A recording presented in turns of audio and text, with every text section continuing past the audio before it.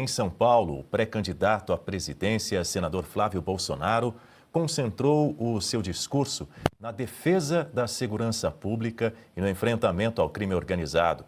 Sábado, em um evento na capital paulista, o parlamentar criticou Lula por, segundo ele, ir ao exterior para fazer lobby a favor do Comando Vermelho e do PCC. Brasil sem medo.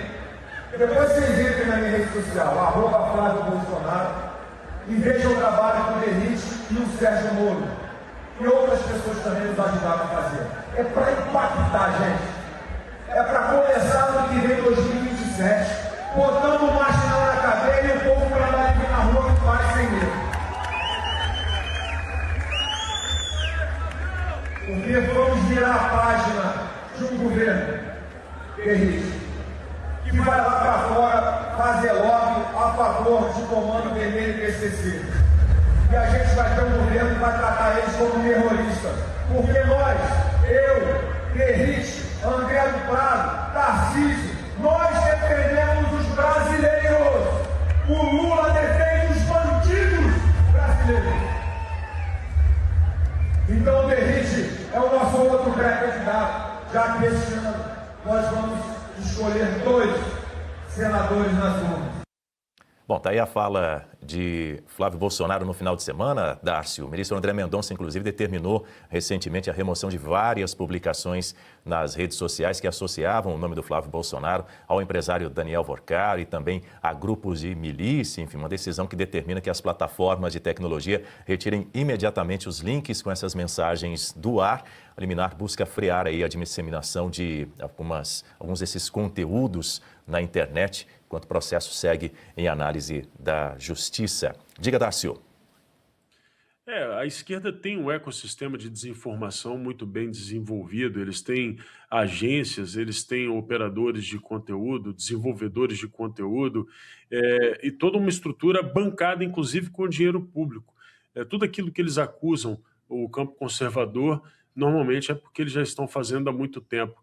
Agora, no caso do Flávio Bolsonaro, é importante destacar, a única coisa que eles têm é um pedido de patrocínio de um filme, né? E, obviamente, aqui na Oeste ou em qualquer lugar sensato, o que vamos defender é que tudo seja esclarecido e que a produtora preste contas. Agora, o caso Master, envolvendo a relação do Estado com a entidade bancária, sobretudo com investimentos de fundos previdenciários, não, esse tem um berço. E o berço é o PT da Bahia, não tem como escapar disso. Jacques Wagner deve explicações, Rui Costa deve explicações, Lula deve explicações. Quem esteve reunido com o Vorcaro foi o próprio Lula. E, obviamente, o Brasil inteiro espera a elucidação desse caso. O resto fica na internet, discussões e muita inteligência artificial, aquela preocupação que eles dizem ter. Pois é, eles só têm aquela preocupação quando o alvo é a própria esquerda. Com relação ao Flávio Bolsonaro, aparentemente tudo pode, portanto eu parabenizo aí o ministro André Mendonça por colocar um freio nessa tentativa de macular a imagem do pré-candidato do PL à presidência da República. Quer complementar, Berenice? Claro, só reforçar também essa questão que envolve a segurança pública. Já é sabido que é a principal demanda dos brasileiros e desde que Donald Trump trouxe essa equiparação do crime organizado aqui no nosso país a terroristas, e isso soou de forma muito positiva para a campanha, nessa pré-campanha do senador Flávio Bolsonaro. E é claro que ele vai continuar dando seguimento nessa bandeira. Agora, outros pontos também precisam ser trabalhados, né? Essa questão do Bolsomaster, quem queria emplacar aí, né, os petistas, certamente agora isso perdeu força diante da gravidade do que foi exposto na semana passada em relação ao principal líder do governo ali no Senado Federal, Jacques Wagner. E agora é um momento em que a pré-campanha do Flávio tem que trabalhar a parte da economia do nosso país, né? Eles já falam em, por exemplo, se voltarem a partir do ano que vem ao poder, né, a direita quer congelar essa questão da reforma tributária, que foi algo muito ruim que nós vimos avançar no governo Lula 3.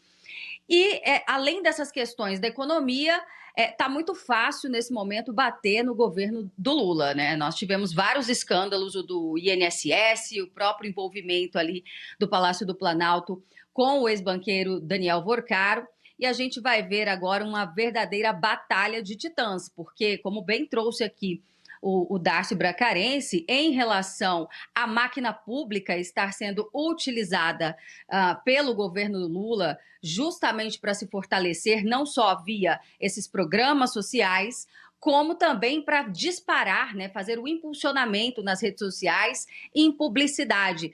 É uma pena que, nesse momento, o Tribunal Superior Eleitoral vem perdendo a sua força e, se não fosse isso, talvez seria o caso, né, da pré-campanha, do Flávio, enfim, judicializar, porque não é correto utilizar dinheiro público para se promover ainda mais em ano eleitoral. Daniel. E Flávio Bolsonaro ironizou a fala de Lula que debochou da convocação de Neymar para o Mundial de Seleções. Antes, se você não viu o que o petista disse, acompanhe com a gente. Quem é que o Brasil tem bom de bola agora?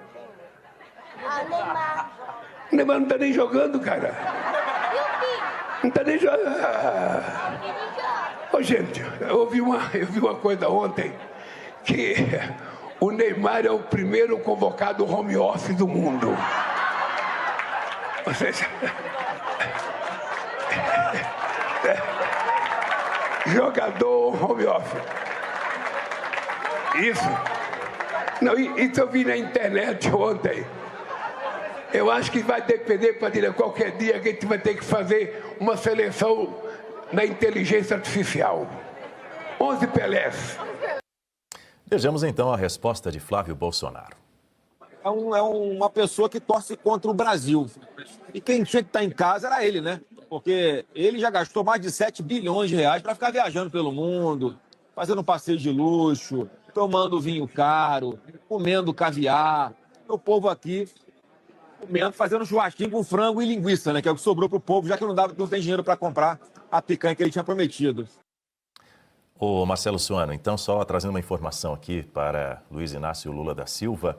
Neymar já voltou a treinar com a seleção brasileira, está treinando lá com o elenco, está aumentando a expectativa pelo seu retorno, possivelmente nesta quarta-feira, no próximo jogo aí, um dos jogos decisivos aí da seleção brasileira. Então, ele não está home office, não, ele não está em Santos, ele está lá nos Estados Unidos.